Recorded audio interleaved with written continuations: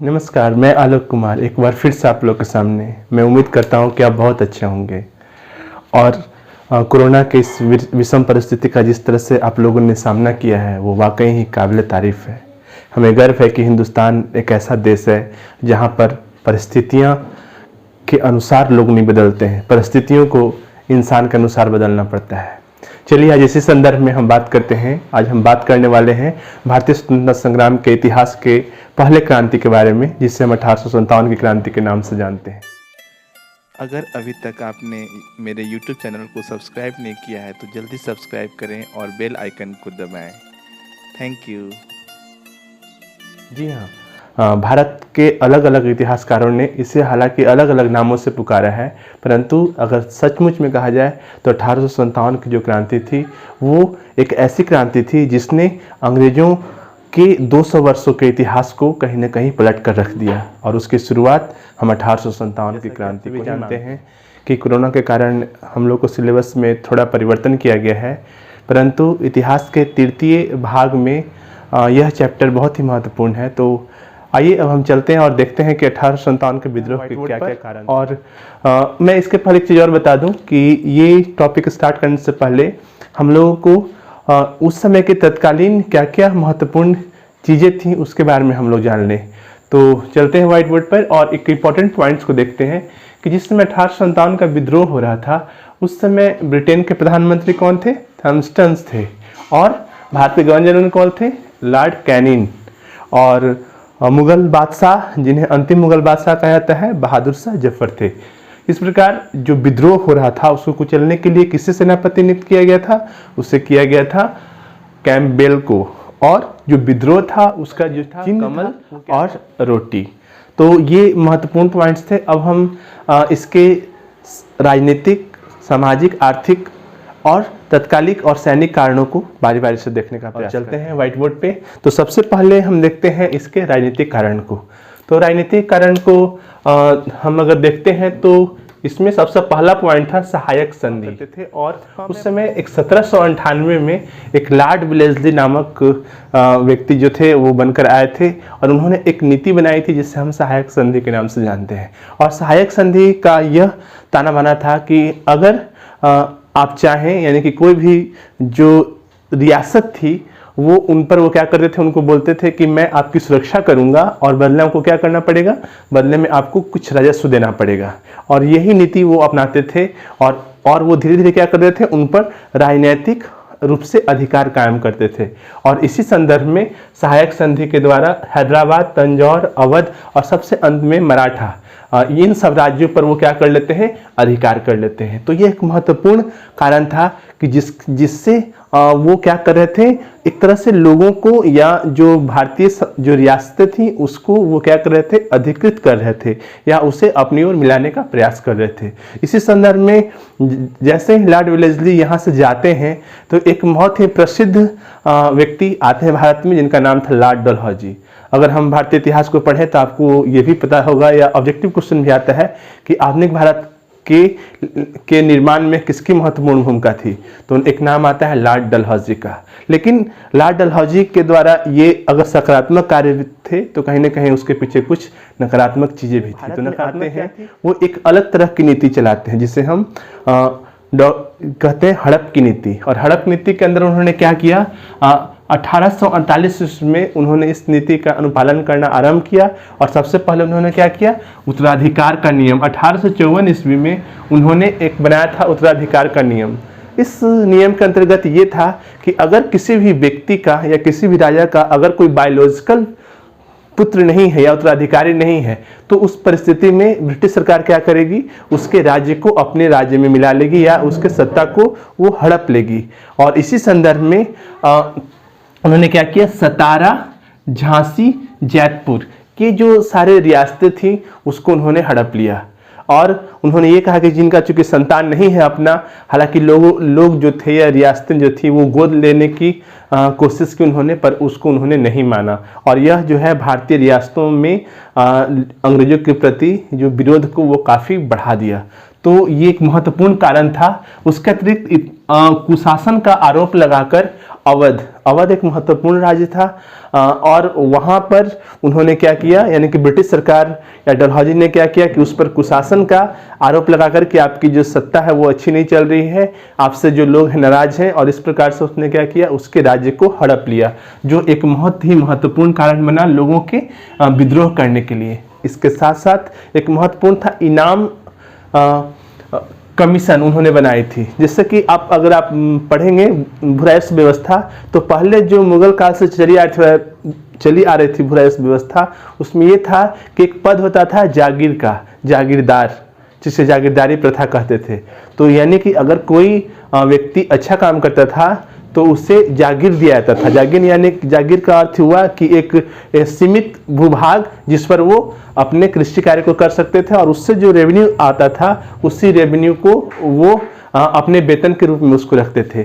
तो यहाँ पर जो इनाम के रूप में जागीरें दी गई थी, उन जागीरों का लॉर्ड डलहौजी ने क्या किया, उसका उन्होंने पुनर्मूल्यांकन किया, और करीब 37 या 38 जो जागीरें थीं उसमें से 20 जागीरों को उसने अपने अधिकार क्षेत्र में मिला लिया और कहा कि ये उचित नहीं है, कहीं ना कहीं जो है इनका कोई यूज नहीं हो रहा है। तो ये भी एक कारण था कि जिसके कारण जो कुलीन वर्ग थे या समाज के जो वैसे वर्ग जो जागीर के रूप में कार्य करते थे, उनके क्षेत्रों को छीन लिया गया, तो जिससे लोगों में काफ़ी असंतोष उत्पन्न हुआ। इतना ही नहीं, इसके बाद पेंशन पर पाबंदी। पेंशन पहले जो नाना साहब थे उनको पेंशन दिया जाता था, जो बाजीराव के दत्तक पुत्र थे। और जब ब्रिटिश सरकार ने या डलहौजी ने क्या किया कि उनके पुत्र को पेंशन देने के लिए मना कर दिया कि अब आप लोग को हम लोग पेंशन नहीं देंगे, तो उससे जो है उनमें भी एक भारी असंतोष उत्पन्न हुआ। और उतना ही नहीं, एक और महत्वपूर्ण कारण था कि दक्षिण भारत के कुछ ऐसे क्षेत्र थे जहां पर राजा की उपाधि दी जाती थी, और उन उपाधियों को क्या कर दिया, लॉर्ड डलहौजी ने उससे बंद करा दिया। और वो कौन से राज्य थे, कर्नाटक, तंजौर इत्यादि, ये सब जो राज्य थे उसमें से राजा की उपाधि को समाप्त कर दिया गया। तो हम इस प्रकार देख सकते हैं कि देश की जो राजनीतिक स्थिति थी वो काफ़ी इस तरह के असंतोष की स्थिति उत्पन्न हो रही थी, और धीरे धीरे जो राज्य के जो लोग थे उनमें असंतोष होने के कारण ब्रिटिश सरकार के प्रति गुस्सा धीरे धीरे बढ़ता जा रहा था। इसके बाद हम इसके आर्थिक कारण को देखने का प्रयास करते हैं कि आर्थिक कौन कौन से आर्थिक कारण थे जिसके कारण से लोगों में विद्रोह की स्थिति उत्पन्न हुई। तो हम चलते हैं आर्थिक कारण की ओर। पहला कारण था शोषणकारी भूरायस व्यवस्था। शोषणकारी भूरायस व्यवस्था से अभिप्राय यहाँ पे ये है कि ब्रिटिश सरकार में लगभग 3 तरह के भूरायस व्यवस्था चलाई जाती थी। कौन कौन सी? एक था अस्थाई बंदोबस्त व्यवस्था, एक थी महलवाड़ी रैयत व्यवस्था, और तीसरा थी रैयतवाड़ी व्यवस्था। तो 1793 ईस्वी में लॉर्ड कॉर्नवालिस के द्वारा खासकर बंगाल के जो क्षेत्र थे वहाँ पर स्थायी बंदोबस्त व्यवस्था की गई थी। और इस व्यवस्था के अंतर्गत जो जमींदार थे उनको 10 वर्षों के लिए भूमि की नीलामी की जाती थी, और उससे जो रेवेन्यू आता था वो फिक्स था, और वो 10 वर्षों के लिए वो पब्लिक से या किसानों से ऋण लेते थे या उनसे लगान वसूल करते थे, और उसका 1/6 भाग जो वो किसको देते थे, वो देते थे ब्रिटिश सरकार को। परंतु यहाँ पर जमींदारों के द्वारा भी दूसरी नीति अपनाई गई। वो क्या करते थे कि अधिक से अधिक रेवेन्यू वसूल करते थे किसानों से, और वहाँ पे उनको 1/6 भाग ही ब्रिटिश सरकार को देते थे। परंतु किसानों का तो शोषण हो रहा था, जिस कारण देश में जो किसान वर्ग था वो उससे काफ़ी नाराज था। इसके अतिरिक्त कुटीर उद्योग का विनाश। कुटीर उद्योग का विनाश से अभिप्राय यहाँ पे ये है कि जितने भी कुटीर उद्योग थे देश में वो अंग्रेजों के द्वारा काफ़ी शोषित किए जा रहे थे। कैसे शोषित किए जा रहे थे कि जो कच्चे माल थे, जैसा हम लोग सभी जानते हैं कि इंग्लैंड में ही औद्योगिक क्रांति की शुरुआत हुई थी, और औद्योगिक क्रांति की शुरुआत होने के बाद इंग्लैंड को चाहिए था कच्चा माल, जिससे कच्चा माल लेकर के वो क्या करते थे, उसे अपने उद्योगों में लगाते थे, और उद्योग से वो जो प्रोडक्शन होता था वो प्रोडक्शन को पुनः वो विश्व के अलग अलग क्षेत्रों में देते थे। तो प्रोडक्शन के लिए कच्चा माल चाहिए, और वो कच्चा माल कहाँ से ले आ रहे थे, वो भारत से ले जा रहे थे। और इससे कहा कि भारत के जो कुटीर उद्योग थे, भारत में बता दूं आपको कि सूती वस्त्र उद्योग के लिए काफ़ी महत्वपूर्ण था। यहाँ पे कुटीर उद्योग के रूप में यहाँ पे रेशम के लिए वो विश्व प्रसिद्ध था। तो जो सूती वस्त्र और रेशम के वस्त्र के लिए जो इतना उपयोगी था, तो उसके लिए जो कच्चे माल थे वो अब क्या कर रहे थे कि ब्रिटिश सरकार यहाँ से कच्चे मालों को ले जा रही थी और उसी चीज़ों को वो वस्त्र बना करके भारत में बेच रही थी, जिससे जो यहाँ के जो उद्योग थे वो धीरे धीरे नष्ट होने के कगार पर आ गए और लोगों की स्थिति भूखमरी वाली हो गई। जो किसान और जो श्रमिक वर्ग के लोग थे उनके लिए अब विद्रोह के अलावा दूसरा कोई रास्ता नहीं था। तो अब हम चलते हैं तीसरे कारण पे कि अकाल पर भी लगान। इतना तो था ही, इसके अलावा किसानों से वैसी परिस्थिति में भी लगान लिए जा रहे थे जिसमें अगर अकाल या अतिवृष्टि होती थी तो अन्य राज्यों में या देश में क्या होता था कि जो शासक पहले होते थे वो लगान को माफ़ करते थे, परंतु ब्रिटिश सरकार के द्वारा ऐसा नहीं किया गया, बस उनसे और अधिक लगान लिया जाने लगा, जो काफ़ी ही हतप्रत कर देने वाला और किसानों पर शोषण करने वाला था। इसी बीच में एक भारत के बहुत ही महत्वपूर्ण व्यक्ति थे जिनका नाम था दादा भाई नौरोजी। उन्होंने एक सिद्धांत दिया था धन निकासी का सिद्धांत, जिसमें उन्होंने ये बताया था कि विश्व के जितने भी मैन्युफैक्चर होते हैं, जो निर्माण होता है, उसमें लगभग 1750 ईस्वी के समय तक पूरे विश्व का 27% जो मैन्युफैक्चरिंग होता था वो भारत में होता था और 1800 ईस्वी तक क्या हो गया, वो घट करके 24% हो गया और ठीक 1900 ईस्वी आने तक मात्र वो 3% बचकर रह गया। तो आप समझ सकते हैं कि भारतीय धन जो थे, जो भारतीय जो उद्योग जो इतना चरम पे था, वो किस प्रकार से उनका दोहन हो रहा था और भारतीय जो कुटीर उद्योग थे जो उनका विनाश कैसे हो रहा था। उन्होंने अपने किताब में लिखा था कि गंगा नदी के तट से वो नदी पे जा रहा है।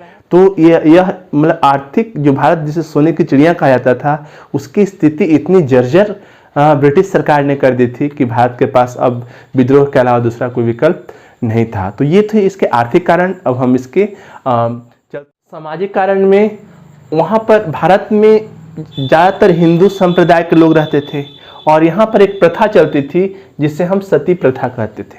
सती प्रथा एक ऐसी प्रथा थी जिसमें अगर किसी भी महिला का अगर पति अगर उसकी मृत्यु हो जाती थी तो उसकी पत्नी को भी उसी चिता में एक साथ जला दिया जाता था। हालांकि यह काफ़ी दर्दनाक और हृदय विदारक प्रथा थी। इस पर अगर देखा जाए तो थी जिस पर लॉर्ड विलियम बेंटिक जो 1829 ईस्वी में इस पर प्रतिबंध लगाते हैं और इसमें राजा राम मोहन राय की भूमिका जो होती है वो बहुत ही महत्वपूर्ण होती है।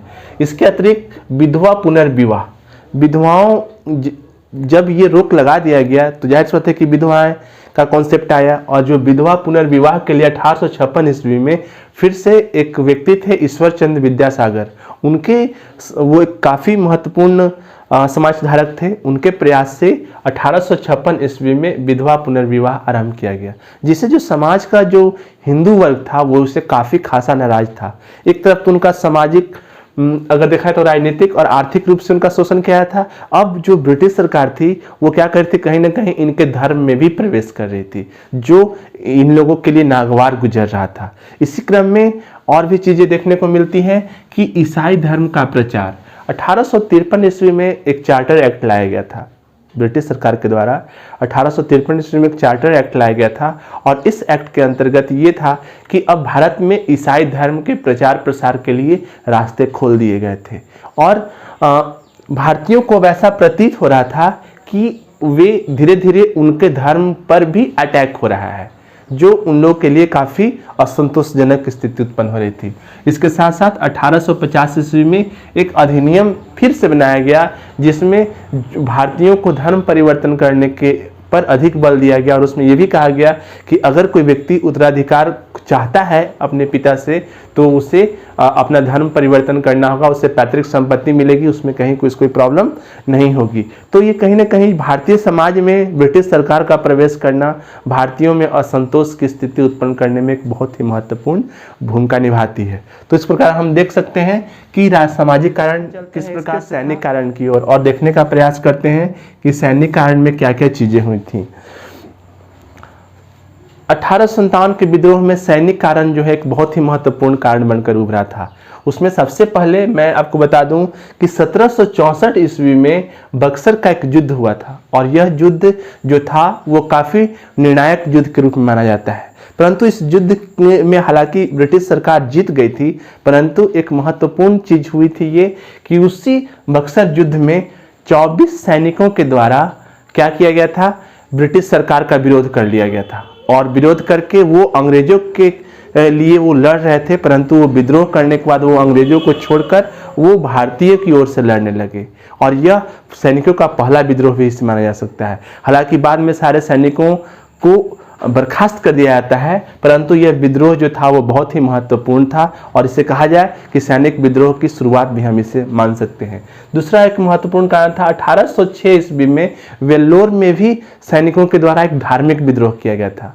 मैं बता दूं कि वेल्लोर में हुआ क्या था कि जो ब्रिटिश सरकार थी उन्होंने ये कहा कि आप लोग जो हैं वो जो पगड़ी पहनते हैं, तिलक लगाते हैं या दाढ़ी मूछें रखते हैं, अब वो नहीं रखना है। अब उसके बदले क्या करना है, आपको हैट पहनना है। और हैट में एक लगा होता था तुर्रा, जो पंख होता था लगा हुआ, तो वो उस पर करने के लिए उनको कहा गया। परंतु उसमें ये अफवाह उड़ाई गई, या इसमें कितनी सत्यता है वो तो गॉड नोज, पर उसमें ये कहा गया कि जो वो हैट था वो चमड़े का बना हुआ था और उसमें जो चमड़ा था वो गाय और सूअर का उसमें प्रयोग किया गया था। तो इस प्रकार से जो सैनिक थे उन्हें कहीं ना कहीं ऐसा लग रहा था कि हम लोगों के साथ जो है ये धर्म को भ्रष्ट करने की एक कोशिश की जा रही है, जो बिल्कुल उन पर नागवार गुजर रही थी, जो एक महत्वपूर्ण कारण सैनिकों में असंतोष का बना था। अगले कारण की ओर देखते हैं, डाकघर अधिनियम। सैनिकों के लिए एक 1854 ईस्वी में डाकघर अधिनियम बनाया गया था। डाकघर अधिनियम के बारे में बताने से पहले बताऊं कि पहले जो सैनिक होते थे वो अपने मित्रजनों को, परिवारजनों को वो पत्राचार करते थे और वो बिल्कुल निःशुल्क होता था। परंतु 1854 ईस्वी में लॉर्ड डलहौजी के द्वारा यह एक नियम लाया गया जिसमें यह कहा गया कि नहीं, अब आप लोग को क्या करना होगा, उसके बदले में शुल्क देना होगा। यानी कि जो निःशुल्क सेवा थी अब वो समाप्त कर दी गई। इससे सैनिकों में भारी असंतोष उत्पन्न हुआ, जो एक बहुत ही महत्वपूर्ण था। इसके बाद था भारतीय सैनिकों से भेदभाव। भारतीय सैनिकों के साथ प्रायः भेदभाव किया जाता था। भेदभाव किस तरह का था कि 5:1 में सबसे पहले तो उनकी संख्या थी, यानी कि 5 सैनिक अगर भारतीय हैं तो एक अंग्रेज सैनिक होगा। उसके अतिरिक्त चाहे वो वेतन का मामला हो, चाहे प्रमोशन का हो, चाहे भत्ता देने की हो, उन सभी चीज़ों में इनके साथ भेदभाव किया जाता था, जो सैनिकों में कहीं ना कहीं एक ऐसी मनोवृत्ति को जन्म दे रही थी कि ब्रिटिश सरकार के साथ काम करने से अच्छा है कि हम लोग अपने देश की स्वतंत्रता के लिए लड़े। तो ये सैनिक कारण भी काफ़ी महत्वपूर्ण हम इसको मान सकते हैं। तत्कालिक कारण को देखते हैं। तत्कालिक कारण को बताने से पहले मैं बता दूं कि जो एग्जामिनेशन होता है इंटरमीडिएट का, उसमें आता है क्वेश्चन कि 1857 के विद्रोह के तत्कालिक कारण क्या थे, या वैसी कौन सी अफवाहें थी जिसके बाद 1857 का विद्रोह आरंभ हुआ था। तो ये क्वेश्चन 2 पैटर्न से आता है, तो ये आपके लिए बहुत ही महत्वपूर्ण है। तो हम चलते हैं तत्कालिक कारण की ओर। तो तत्कालिक कारण ये था कि सबसे पहले 1856 ईस्वी तक एक ब्राउन बेस राइफल का इस्तेमाल पहले किया जाता था, परंतु दिसंबर 1856 ईस्वी में उसके जगह एनाफील्ड राइफल लाया गया। और इस राइफल के बारे में ये मान्यता थी कि इसमें जो कारतूस होते थे उसमें गाय की चर्बी अथवा सूअर की चर्बी का इस्तेमाल किया जाता था। और यह जो राइफल था, इसमें जो कारतूस होते थे उसको खींचने के लिए क्या करते थे, उसको दांतों से खींचना पड़ता था। और जब दांत से खींचना है तो वो चमड़े का था, तो उसके बारे में ये ऑलरेडी कह दिया गया था कि ये गाय या सूअर की चर्बी का इस्तेमाल किया गया है। उससे जो हिंदू और मुसलमान वो दोनों धर्मों के लिए, चाहे गाय हो या सूअर हो, वो दोनों के लिए कहीं ना कहीं उनके लिए आपत्तिजनक था। और इससे कारण जो है एक धार्मिक विद्वेष की भावना उत्पन्न हो गया और उन्हें ऐसा लगा कि ये हमारे धर्म को क्या कर रहे हैं, के साथ भेदभाव कर रहे हैं।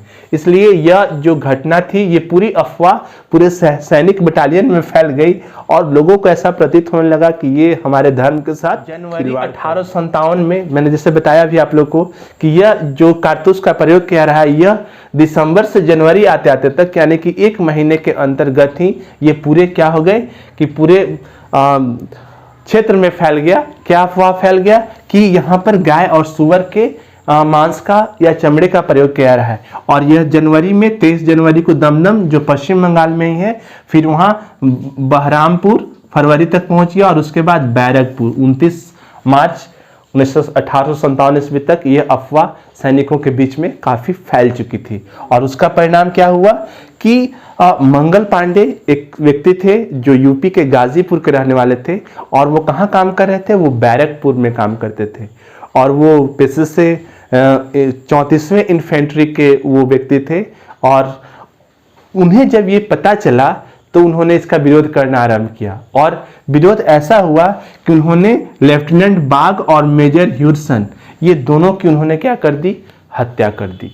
और इसका परिणाम ये हुआ कि तुरंत ही इस घटना के बाद पूरे बैरकपुर में अफरा तफरी की स्थिति उत्पन्न हो गई। और क्या किया, यहाँ पर 8 अप्रैल को मंगल पांडे को फांसी की सजा दे दी गई। और ये फांसी की जो सजा थी वही 1857 के विद्रोह का तात्कालिक कारण हम इसे मान सकते हैं, हम समझ सकते हैं। जब ये उनको फांसी दे दी गई तब तक ये पूरे जो सैनिक जो लोग थे उनमें एक विद्रोह की स्थिति उत्पन्न हो गई, और यहाँ से 1857 का विद्रोह का प्रारंभ भी माना जाता है। 8 अप्रैल को जब फांसी दे दी गई, उसके बाद 24 अप्रैल को मेरठ में सैनिकों ने विद्रोह कर दिया।